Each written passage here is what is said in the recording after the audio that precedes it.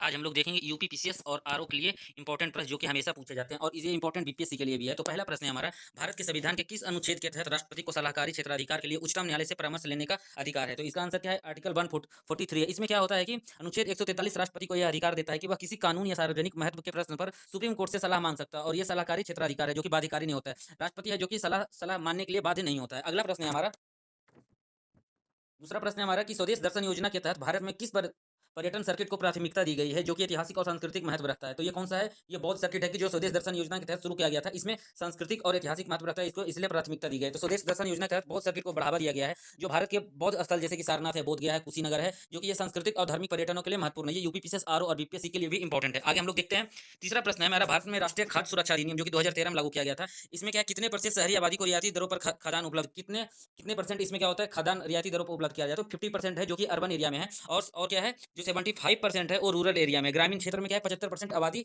है जो। तो इसके बारे में देख लेते हैं। राष्ट्रीय खाद्य सुरक्षा अधिनियम 2013 के तहत 50% शहरी आबादी को रियायती दरों पर खाद्यान्न प्रदान किया जाता है, जबकि ग्रामीण क्षेत्रों में 75% आबादी इसमें शामिल है।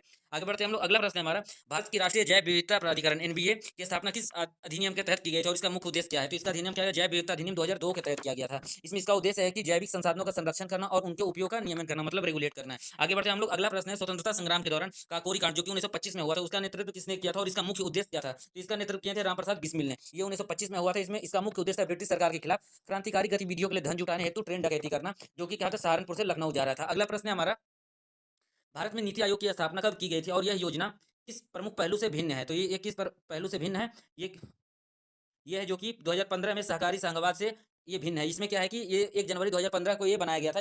ये रिप्लेस किया था, जो कि आया था योजना आयोग 15 मार्च 1950 से, उसको रिप्लेस करके बनाया गया था नीति आयोग के, जो कि 1 जनवरी 2015 को बना था। इसके चेयरमैन होते हैं पीएम, और जो कि अभी इसके वाइस चेयरमैन है उनका नाम है सुमन बेरी, और इसके जो सीईओ हैं, सीईओ उनका नाम है बीवीआर सुब्रमण्यम। उनका नाम क्या है? बीवीआर सुब्रमण्यम। तो इसका देख लेते हैं, नीति आयोग की स्थापना कब की गई थी? इसका 1 जनवरी 2015 की होगी। इसका मुख्य प्रमुख पहलू से भिन्न क्या है? इसमें सहकारी संघवाद है। आगे बढ़ते हैं हम लोग। अगला प्रश्न है हमारा, मुद्रा योजना के तहत प्रदान किए जाने वाले ऋणों की 3 श्रेणियों का नाम क्या है? जो इसमें 3 ऋण प्रदान किया जाता है, वो शिशु, किशोर, तरुण है। इनका नाम है शिशु, किशोर, तरुण है। मुद्रा योजना के तहत 3 श्रेणियां हैं, जो शिशु में है 50,000 तक, किशोर में है 50,000 से 5 लाख तक, और अगला है तरुण जो कि 5 लाख से 10 लाख है। जो सूक्ष्म उद्यमी, जो एमएसएमई को है, जो एमएसएमई को वित्तीय सहायता प्रदान करते हैं, इसके लिए 3 है, शिशु, किशोर और तरुण। आगे बढ़ते हैं हम लोग। अगला है हमारा, भारत के पंचवर्षीय योजनाओं में से 12वीं पंचवर्षीय योजना जो कि 2012 से 17 तक था, उसका मुख्य फोकस क्षेत्र क्या था? तो इसका मुख्य फोकस क्षेत्र क्या था? समावेशी विकास था। इसका मुख्य फोकस था समावेशी विकास।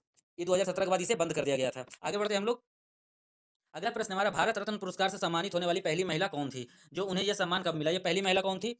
पहली महिला थी इंदिरा गांधी, जिन्हें 1971 में प्रदान किया गया था। 1971 में प्रदान किया गया था, उनके राजनीतिक योगदान और उनके नेतृत्व के लिए, जो कि उन्होंने भारत और बांग्लादेश की जो युद्ध हुआ था उसमें दिखाया था। तो अभी देख लेते हैं, अभी 53 लोगों को मिल चुका है भारत रत्न, और जो 2024 में 5 लोगों को मिला था, उनका नाम है कर्पूरी ठाकुर, लाल कृष्ण अडवाणी, पीवी नरसिम्हा राव, चौधरी चरण सिंह और एम एस स्वामीनाथन। 5 लोगों को मिला था, और अभी तक 53 लोगों को मिल चुका है। इसकी शुरुआत कब हुई थी? इसकी शुरुआत हुई थी 1954 में। पूछा जा सकता है भारत रत्न की शुरुआत कब हुई थी? 1954 में। आगे बढ़ते हैं। अगला प्रश्न है हमारा, एनजीटी राष्ट्रीय हरित प्राधिकरण की स्थापना किस वर्ष हुई थी और यह पर्यावरण विवादों को सुलझाने में क्या भूमिका निभाता है? तो इसकी स्थापना की गई थी 2010 में। ये पर्यावरण विवादों को सुलझाने में मदद करता है, ये न्यायिक है। इसके बारे में एक बार देख लेते हैं। इसका नाम है नेशनल ग्रीन ट्रिब्यूनल, और इसके अभी हेड हैं। इसके हेड कौन है?